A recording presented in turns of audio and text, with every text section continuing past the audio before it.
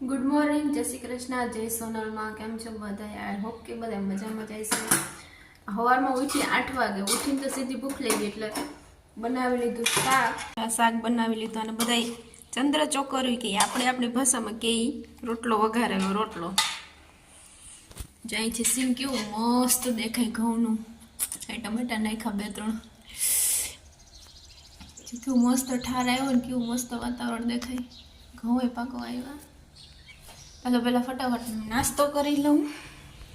કેવો મસ્ત ધોર્યો જાય. હા, ઘઉં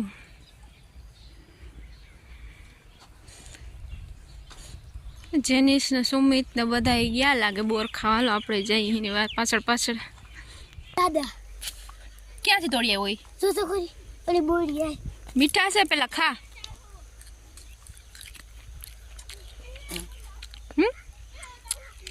અસલ મીઠા છે. જો અહીં કેવા આવ્યા એવડી મોટી બોરડી. આ મીઠા છે આયે અરે ભેગે એટલે આ ત્રણેય જાયમાં બોર ખાવામાં. આગલી વામ તોડવા ગયા તા ઓલા બે જીણીમાં કઈ કહેતા હતા મસ્તીના ઇંગ્લિશ કીધું તું. શું કીધું તું? કે આ છોકરાએ બોર તોડવા હાલો અહીંયા છે બોર. કેટલા છે એક થઈ ગયું તમે ધરાવ નથી થતો. બોર બોર બોર આ જોડી આખી દેખાય જો આ દેવ ભાડું એક ખાઈ ગયો એટલે તોડ્યા હતા આયા માન થવું.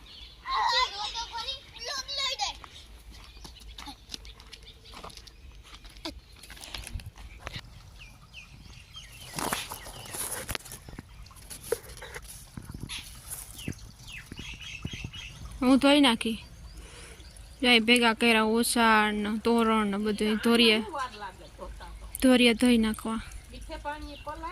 મીઠા પાણી તો પલાયા એ ઓલા મત પાણી નીકળશે પલાર દે. હું હેલો ગાઈસ વાગી ગયા 4 ને ઉઠીને જ જની તો મને શું થયું ખબર? માંડવી પાક ખાવાનું. આ ઉઠીને માંડવી પાક ખાવાનું મન થયું. તો ઉઠીને સીધા પેલા તો બી હેકા બી હેકી નહીં બારોબર આવતી રહી ભૂકો કરવા. બી હેકી લીધા ને એનો ભૂકો કરવા અહીંયા ફોતરી ઉખેડવા બારોબર આવતી રહી. માં કે બારોબર છે અહીંયા ઉઠશે એ કે બધીમાં ઉઠીને સીધું ખાવાનું મન થયું. બોલ શું કેવું તારું? હાય દેવને વયા ગયા આગળ ગયા આમ બનાવ્યું હું પાવભાજી વાહ રે વાહ બનાવ્યું તું બનાવ્યું તું ને. હા તમારે ભીને શું આવ્યું? પાડી રમાડજો હવે કાયમ.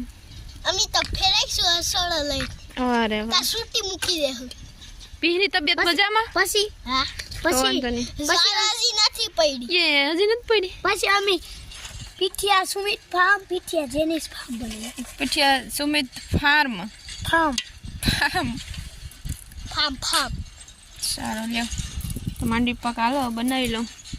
બરાબર બની ગયો માંડવી પાક. સેજ થોડે પછી ટેપલી પાડી લઈએ. શું કરે જેનિસ? ઝાડવા પા કે ઝાડવા ધો? જી સમજે તને ખબર નથી પડતી હે? જો કાલમાં ફરાળી વેફર પડી હતી ને હુકાઈ. હવે તો હુકાઈ ગઈ ને ઉખેડ લેવી. હવે તો જેને ઉખેડવા લાગશે કે ઓલી વેફર ઉખેડવા લાગી કે તે ઉખેડવા લાગે. તો જો મારે બનાવવાનું છે લીલી મેથીના દાણાનું શાક. પહેલી વાર બનાવું પછી ટ્રાય કરું એટલે એક ન થાય ને એ પૂરતું કરું. આમાં લીલું લસણ ને ચેરી ટમેટા એટલે સરસ ખટમીઠું થાય.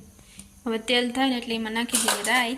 જે પહેલી વાર બનાવું અટકરે બનાવું જેવું થાય એવું નાખીએ રાઈ, થોડીક હિંગ,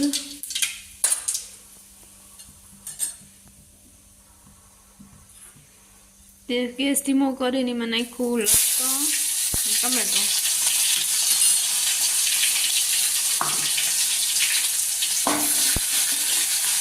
હવે નાખી દઉં લીલી મેથી.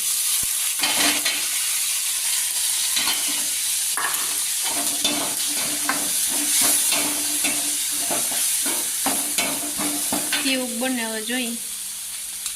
મેં નાખ્યું થોડુંક મીઠું સ્વાદ પ્રમાણે, ચટણી,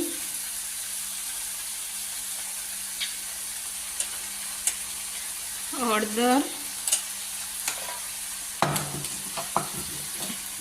2 દાણા ખાંડ નાખી દે એટલે બહુ ખાટું કે તીખું કે ન લાગે, હા કડવું કે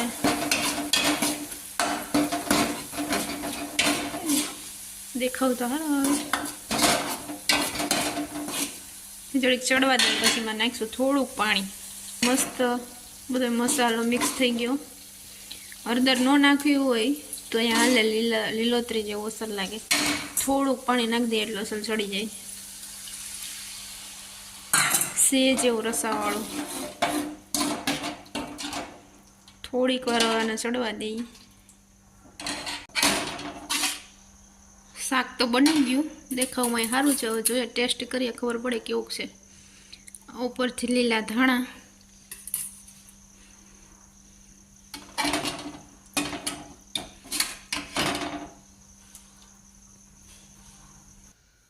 તો અમે જમી લીધું અને મેથીનું શાક મસ્ત બન્યું હતું. થોડું કડવું લાગતું હતું, જે કડવું ખાય એના માટે બેસ્ટ છે. ટ્રાય જરૂરથી કરજો. ને આજનો મારો બ્લોગ ગમ્યો હોય તો લાઈક કરો, શેર કરો, કમેન્ટ કરો અને સબસ્ક્રાઈબ કરો. તો આવજો, ગુડ નાઇટ.